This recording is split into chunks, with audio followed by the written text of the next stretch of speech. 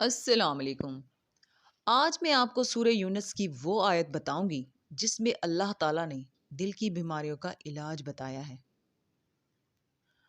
اگر دل ٹھیک ہو جائے تو باقی سارا جسم بھی ٹھیک ہو جاتا ہے، یعنی اگر سوچ اچھی ہو جائے تو اخلاقیات بھی اچھے ہو جاتے ہیں۔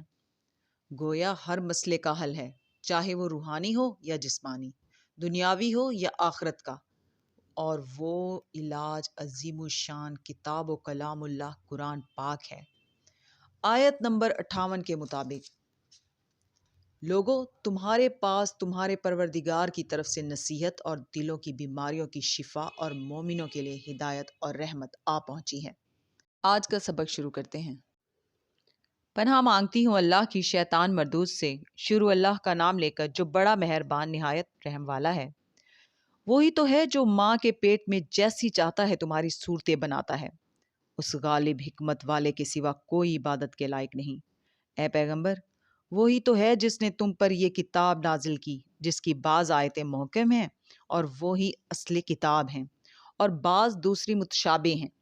تو جن لوگوں کے دلوں میں کجی ہے وہ متشابہات کا اتباع کرتے ہیں تاکہ فتنہ برپا کریں اور مراد اصلی کا پتہ لگائیں، حالانکہ مراد اصلی اللہ کے سوا کوئی نہیں جانتا۔